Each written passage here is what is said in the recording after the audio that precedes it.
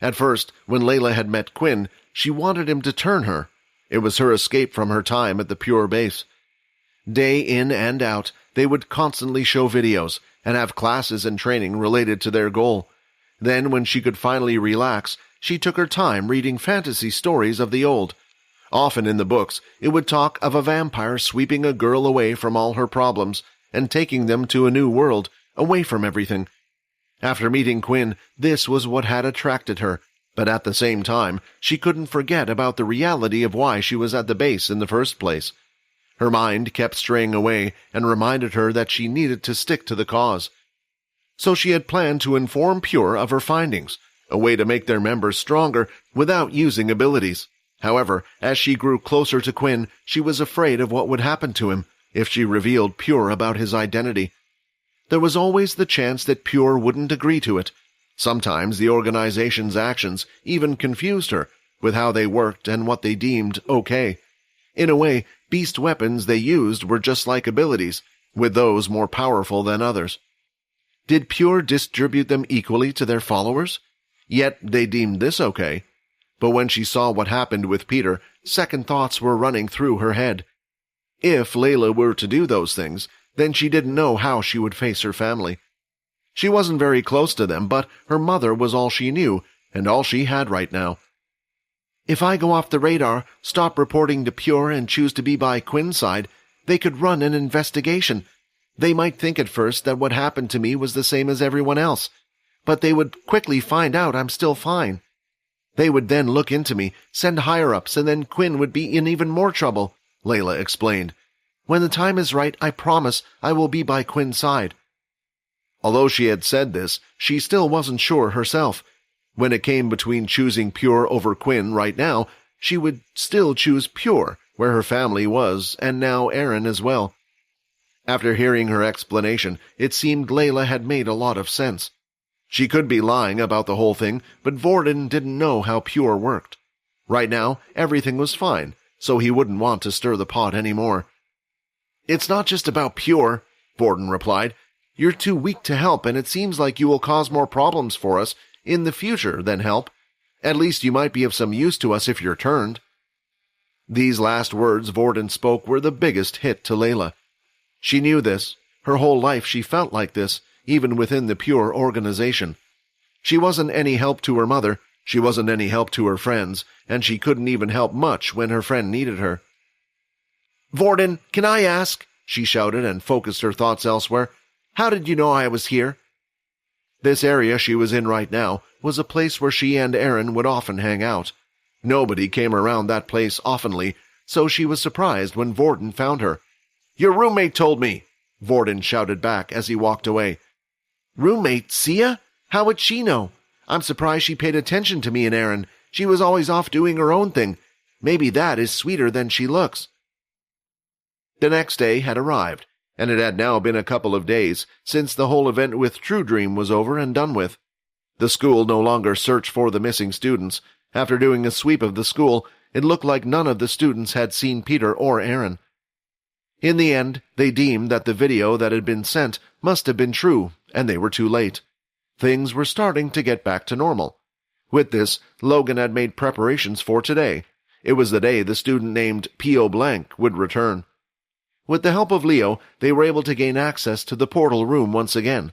The security surrounding the place wasn't on high alert now, and being a sergeant, Leo had privileges to use the room as he wished. Sometimes the sergeants would visit other planets to brush up their skills in hunting beasts on the portals, or maybe even visit a few family and friends. Leo was able to sneak Peter into the room, and with him, several of Logan's mechanical little spiders. After that, Leo left the room, and it was all down to Peter. You ready? Logan asked. Everything had been prepared beforehand. The wristwatch had been altered to indicate the pulse of a living person, along with the level 4 ability, and Logan had also made a few adjustments in the other rooms that he still hadn't informed the others about. With Logan's ability and the use of his spiders, he didn't personally have to be anywhere to make adjustments. Logan was able to freely control the metallic spiders however he wished. Using his computer, he was also able to monitor and hear everything that was going on in those rooms. If the spiders were ever spotted, they had a certain pattern on them that made them just look like any other spider.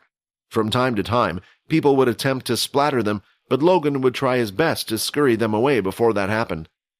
At the moment, even Peter's clothing had looked roughed up to indicate he was either traveling through the desert or even going from shelter to shelter at the time until he had found his way back. With everything set and done, Logan pressed a key on his keyboard. At the same time, in a different location, in the school's security office, a signal was detected. "There has been a signal activated from one of the portals," a man said. "Send word to anyone nearby immediately." It didn't take long for the two guards by the door to enter the portal room and find Pio. Haley soon came along with Faye to check who had made the signal. The main reason why the generals were called was just in case it was a beast that had managed to enter through the portals. "That's one of the missing students!" Faye shouted as soon as she saw Peter. She had recognized him since she had dealt with their case files. She had looked at the 5 students who had supposedly died that day over and over again. "Quick, Haley takes him to the medical facility. We need to give him a full health checkup. This is the first bit of good news we have had in quite a while."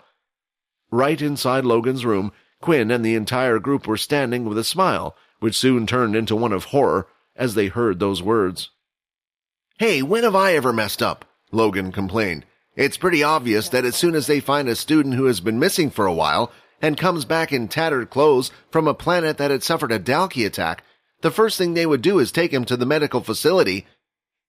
It was something the others hadn't thought about.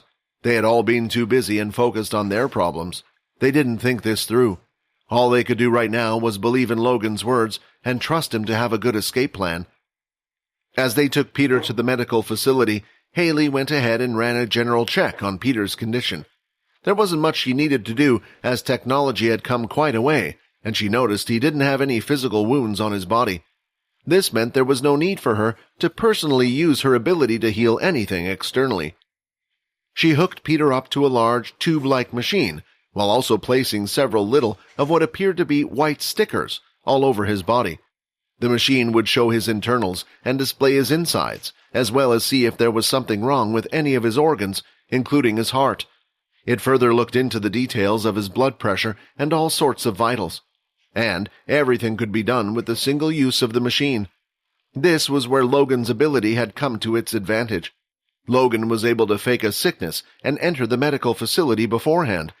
During this time, he had touched every machine available there. While doing so, he had taken control of the machines, making them feel alive. He could now give them commands, and they would follow them whenever he wanted to. The others sat there nervously, as Haley would continue to jot down information on her little tablet now and then.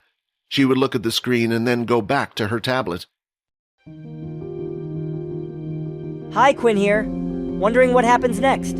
If you want to jump the queue and unleash all episodes, click on the link here and install the Pocket FM app.